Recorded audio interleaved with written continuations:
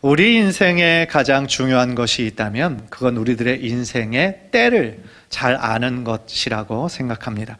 즉 나의 인생의 지금 이 시기가 어떤 시기인 것을 잘 깨달을 때 우리가 그 시간을 낭비하지 않고 의미 있게 많은 열매를 맺으며 살 수가 있다라는 것이죠. 사실은 이 세상에서도요, 약 2000년도 들어서 이런 종류의 책과 글들이 굉장히 쏟아 나왔어요.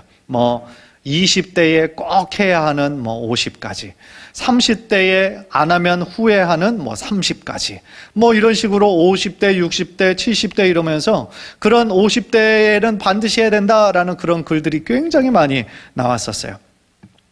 인터넷 사이트에서도 그런 비슷한 유의 글들이 많이 나오는데요. 제가 재미있게 본 것 중에 하나가 40대 아저씨가 하지 말아야 될 것들, 이거를 아주 관심 있게 봤어요. 왜냐하면 제가 한국 나이로는 50이지만 만으로 따지면 아직 40대 후반이기 때문에, 그래서 그거를 좀 이렇게 리스트를 이렇게 보니까요, 재밌는 것부터 조금 제법 심오한 이야기까지 이렇게 있더라고요. 예를 들어 보면 40대에는 노래방을 가지 말라고 그러더라고요. 그 이유가 20년째 다녔으면 많이 놀았다 이거예요. 그래서 다른 데서 놀라는 거죠.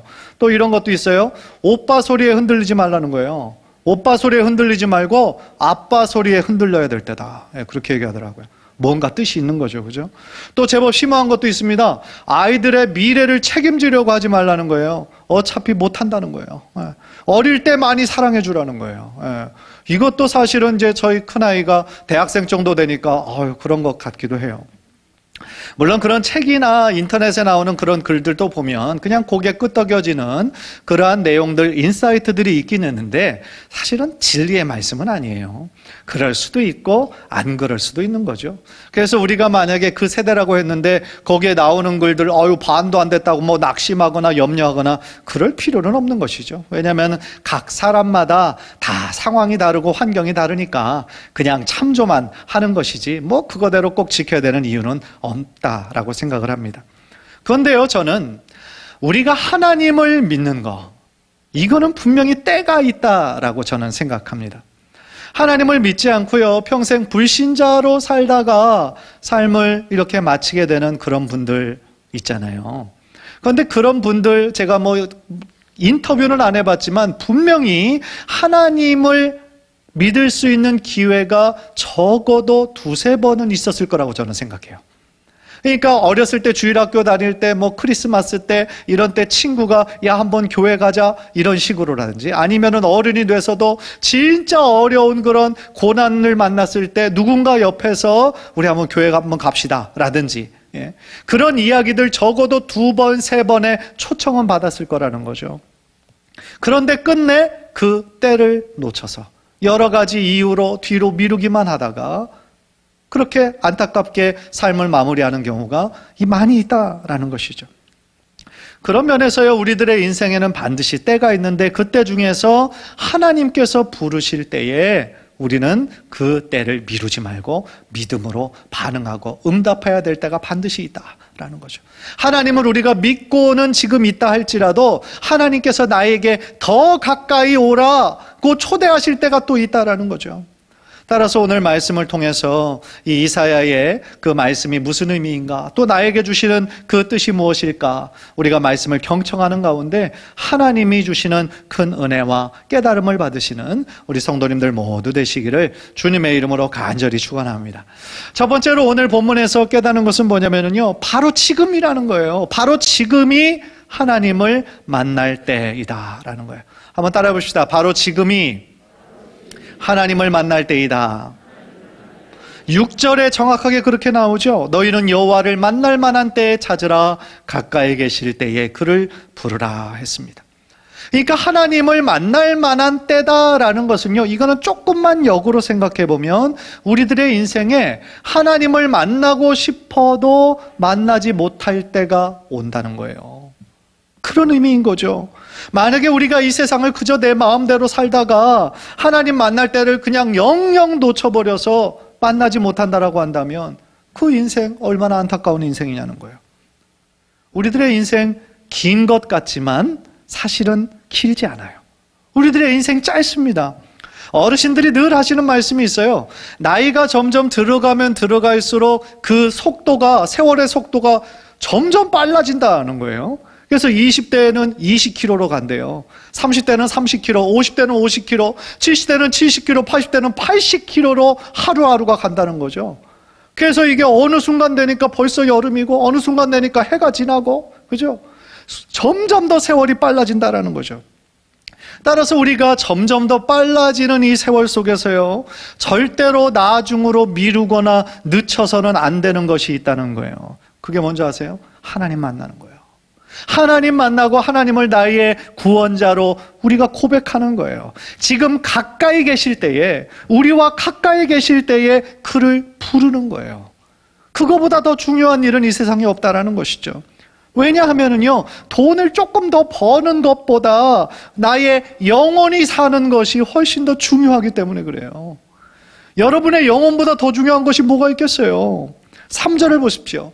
너희는 귀를 기울이고 내게로 나와 들으라. 그리하면 너희의 영혼이 살리라.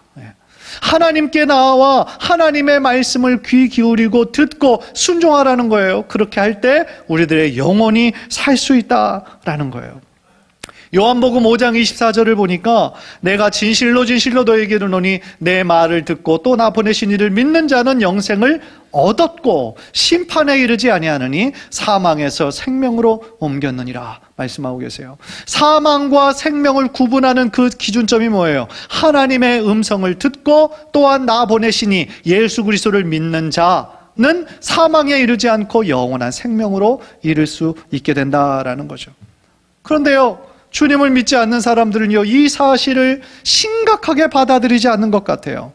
자신의 영혼은 지금 메말라가고 죽어가고 있는데도 그들의 영혼에 신경 쓰기보다는 그냥 겉에 보이는 겉모습, 자기가 얼마나 많은 것을 이루었는지, 어떤 성취, 어떤 부의 축적, 이런 거에만 더 관심을 가지고 살아가고 있죠. 그런데요, 우리들 사람은요, 아무리 돈이 많아도 내가 지금 부족한 것이 없어 보여도 우리들의 마음에 하나님을 만나지 않으면 우리들의 마음은 영원한 만족을 누릴 수가 없어요. 왜냐하면 하나님께서 우리를 그렇게 지으셨어요. 그래서 우리의 마음 안에요, 뭘 만드셨냐면 영혼을 우리들에게 주셔서 하나님과 교통해야만, 하나님의 음성을 들어야만 우리들의 인생의 목적을 발견하도록 그렇게 만드셨거든요. 따라서 인간적으로 아무리 큰 부자고 대기업 총수라고 할지라도요, 하나님 만나지 않으면 그 공허감과 그 외로움에 빠져가지고요, 참된 인생을 살아갈 수가 없다라는 거예요. 따라서요, 이 세상의 모든 것에는 다 때가 있다라는 것을 우리는 늘 기억해야 된다라는 거예요. 문이 열릴 때가 있으면 반대로 무슨 때가 있어요? 문이 닫힐 때가 있어요. 지금 우리에게 생명이 있을 때 하나님을 더 잘 믿어야지, 그것이 우리들과 죽어서는 더 이상의 기회는 없는 거예요. 그때는 이미 천국 문은 굳게 닫혀 있기 때문인 것이죠. 누가복음 16장에 한 비유 이야기가 나와요. 부자와 나사로의 이야기. 여러분들 뭐 어렸을 때부터 많이 들으셨던 그런 이야기예요. 그 이야기를 읽어보면 그 부자는 당대 최고의 부자였어요. 그래서 매일매일 호사로이 살았어요. 그러니까 가진 돈이 너무 많아가지고 매일매일 평안롭게 호사롭게 사는 거, 어떻게 보면 많은 사람들이 꿈꾸는 거잖아요. 그 부자는 그런 삶을 살았어요. 그런데 나사로는 거지였어요. 가진 것이 없었어요. 그래서 부자의 대문 앞에서 있었고, 부자의 그 먹는 상에서 떨어지는 부스러기로 연명하는 삶이었어요. 얼마나 대조되는 삶입니까? 그런데 이 둘은 아무리 이 땅에서의 삶이 큰 차이가 났어도 죽음 앞에서는 공평했어요. 다 죽었어요. 다 죽어서 이제는 사후의 삶의 이야기가 그 이야기에 나오잖아요. 그런데 완전히 역전이 되는 겁니다.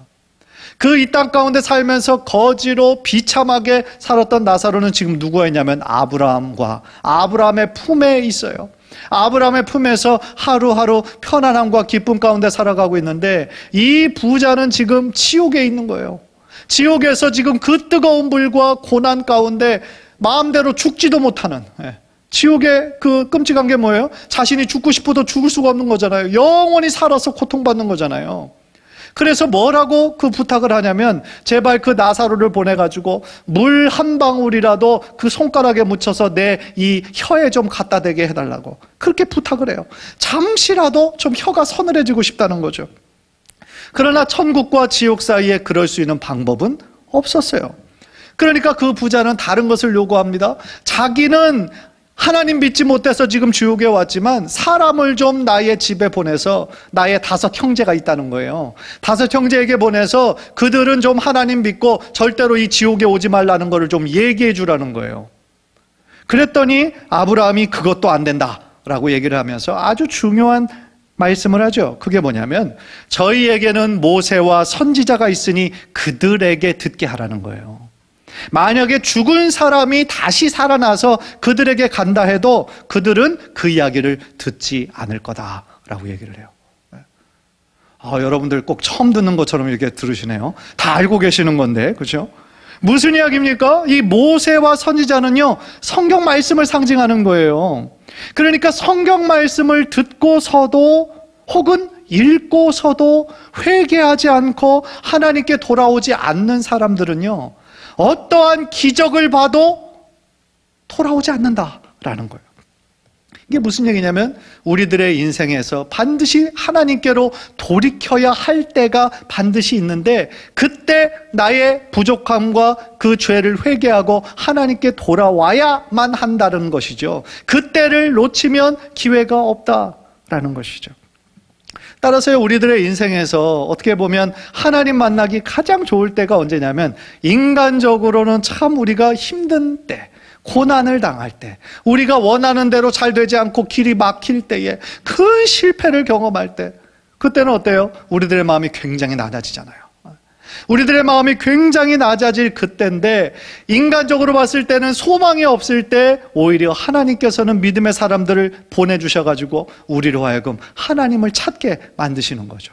따라서 우리가 인간적인 눈으로 볼 때는 안타까울 때이지만 하나님께서 보시기에는 하나님께로 돌아오기에 가장 적합한 때라는 거예요. 생각해보면요, 바로 지금이 하나님을 만날 만한 때다라고 말씀하시는 것은 하나님께서 지금도 이 순간에도 우리를 부르시고 계시다라는 거예요. 사랑하는 아들아, 사랑하는 딸아, 나에게로 더 가까이 나와라, 나에게로 더 가까이 나와라고 말씀하시는 거예요. 아주 우리 주변에서 가까이 계시면서 우리가 주님의 이름을 부르고 주님을 인정하고 하나님께 가까이 나오기를 지금도 원하신다라는 거예요. 왜냐하면 이토록 연약하고 죄 많은 우리 인간들이지만 우리를 있는 모습 그대로 사랑하시는 우리 하나님 아버지의 마음이시기 때문에 그렇다라는 거예요. 사랑하는 성도 여러분, 주님을 만나는 일, 주님을 알아가는 일, 하나님께 더욱더 가까이 나아가는 일을 더 뒤로 늦추시거나 미루시지 마시기를 바랍니다. 고린도후서 6장 2절을 보니까요, 보라 지금은 은혜 받을 만한 때요, 보라 지금은 구원의 날이로다 라고 말씀하고 계세요. 무슨 얘기입니까? 분명한 때가 있다라는 거예요. 지금 그루터기 그룹에서 매주 토요일 오후마다 그 줌으로 성경 공부를 하고 있어요. 제가 이제 선택한 책이 기독교의 기본 진리라고 하는 존 스토트 목사님 굉장히 유명한 책입니다. 그래서 그 책을 한 챕터씩 이렇게 읽고 그 책에 대한 내용을 좀 서로 나누고 있는데요. 어제도 11가정 정도가 함께 참여해서 좋은 시간 우리가 보냈어요. 그런데 매주 토요일 아침에 이 모임에 들어오라고 한 40가정 이상의 초청을 하거든요. 그런데 참여하는 분보다 참여하지 않는 분들이 더 많으세요. 제가 기독교의 기본 진리라는 책을 선택한 이유가 있거든요. 그 책을 선택한 이유가 어떤 사람을 지금 가장 목적으로 삼고 있냐면, 교회에 다니기는 하지만 아직 확신이 없는 분들이 계시잖아요. 교회는 다닌 지 오래됐어요. 그런데 진짜로 내가 예수님을 내가 믿고 있나? 내가 믿는 기독교가 정말 진리인가? 이것에 대해서 좀 고민하는 분들이 분명히 계신 것 같아서 그분들 생각하면서 사실은 이 클래스를 제가 연 거예요. 그런데 제가 생각하기에 정말로 이거를 들으셨으면 좋겠다 하는 분들은 아직 안 들어오세요. 그러니까요, 그 책의 내용 자체가 예수님이 하나님의 정말 아들인가, 이거를 변증하기 위한 책이고, 그 책을 쓴 서론에서도 그 대상이 바로 지금 믿음이 연약한 자들, 아니면 아예 못 믿고 있는 자들을 대상으로 쓴 책이거든요. 그래서요, 아직 참여 응하지 않으신 분들 이제 딱 우리 2번 했어요. 다음 주 토요일 날 또 들어오셔서 함께 좀 우리가 정말 예수님을 우리가 믿어야 되는가에 대해서 좀 함께 연구하고 또 함께 토의하는 그런 시간이 되셨으면 좋겠어요. 간절히 바라기는요, 이토록 우리를 기다려주시고 사랑이 많으시고 큰 자비의 품으로 우리를 안기를 원하시는 그 하나님, 바로 지금이 은혜 받을 만한 때요라고 우리들에게 말씀하시는 그 하나님을 다시 한번 우리가 기억하고 주님께 더욱더 가까이 나아가도록 우리들의 마음에 결단하는 귀한 은혜가 있기를 주님의 이름으로 간절히 축원합니다. 두 번째로 오늘 본문에서 깨닫는 것은 뭐냐면요, 하나님의 자비하심은 무한하다라는 거예요. 우리가 방금 전에 살펴본 대로 하나님께서 우리들에게 원하시는 것은 우리가 하나님을 찾고 하나님의 이름을 부르며 주님께 더욱더 가까이 나아가기를 하나님 원하세요. 그것은 이 땅의 모든 자들이 자신의 죄를 회개하며 하나님께 나아오기를 원하신다라는 거예요. 그렇다면 우리가 주님께로 돌아갈 때 어떤 일이 일어납니까? 7절의 후반부에 그 답이 나와요. 7절의 후반부 화면을 보면서 다 함께 읽읍시다. 시작. 그리하면 그가 긍휼히 여기시리라. 우리 하나님께로 돌아오라. 그가 너그럽게 용서하시리라. 아멘. 우리가 나의 죄가 어떻든지 과거에 어떤 삶을 살았든지에 상관없이 나의 죄와 허물을 깨닫고 하나님께 돌아오기만 한다면 하나님께서는 어떻게 하신다는 거예요? 너그럽게 용서해 주신다는 거예요. 왜냐하면 하나님은 우리를 긍휼히 여겨주시는 거예요. 불쌍히 여겨주시는 거예요. 우리가 어떤 존재인지를 너무나 잘 아시는 거예요. 우리들의 연약함을 너무나 잘 아시는 거예요. 마치 누가복음 15장에 나온 것처럼요, 집을 떠난 탕자가 아버지의 그 유산을 받아가지고 막 세상으로 나아가 다 탕진하잖아요. 쾌락을 쫓다가 다 낭비해버리잖아요. 가진 것이 아무것도 없을 때 비참한 모습으로 아버지께 돌아가잖아요. 옷은 남루하고 냄새나는 그러한 차림으로 아버지께 돌아갔지만 아버지는 그 멀리서부터 알아보죠. 나의 아들이구나.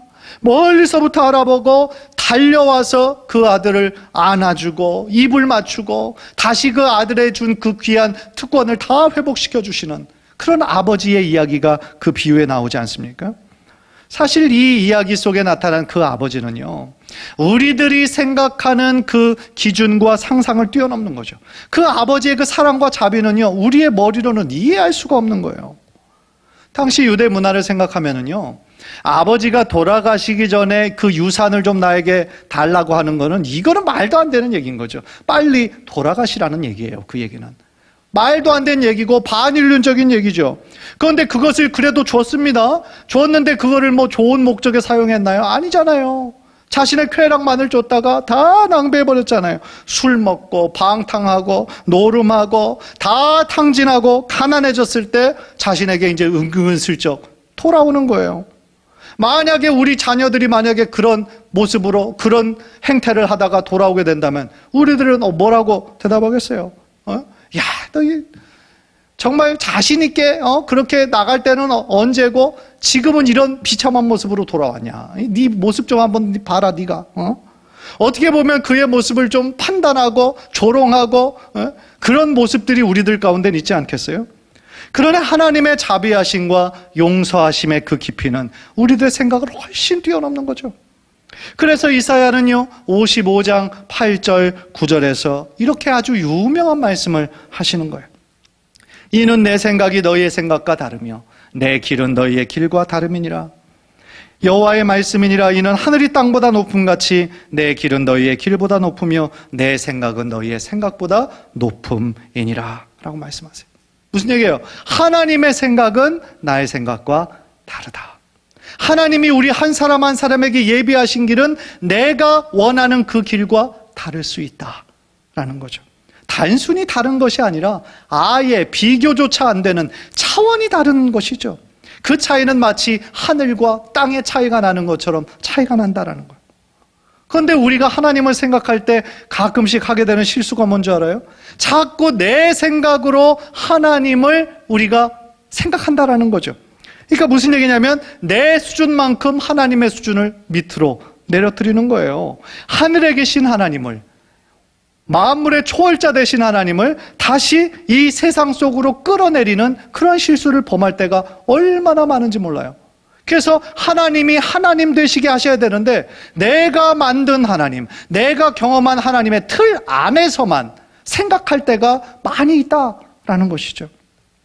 무슨 이야기냐 하면요, 우리가 정말 나의 연약함과 부족함 때문에 이제는 더 이상 하나님께 못 나가겠다, 내가 이것도 진짜로 한두 번이지, 똑같은 죄에 넘어져가지고 지난번에 하나님께서 용서해 주셨으면 다시 하나님께 나아가고 쭉 변화된 삶을 살아야 되는데, 살다 보니까 또 과거의 죄에 걸려 넘어지고, 걸렸던 그 죄, 똑같은 죄에 또 넘어지고, 그런 모습들이 있잖아요. 그러면 우리가 스스로 생각할 때도 참 염치 없다, 또 하나님 앞에 내 자신이 너무나 한심하다 느껴질 때가 있잖아요.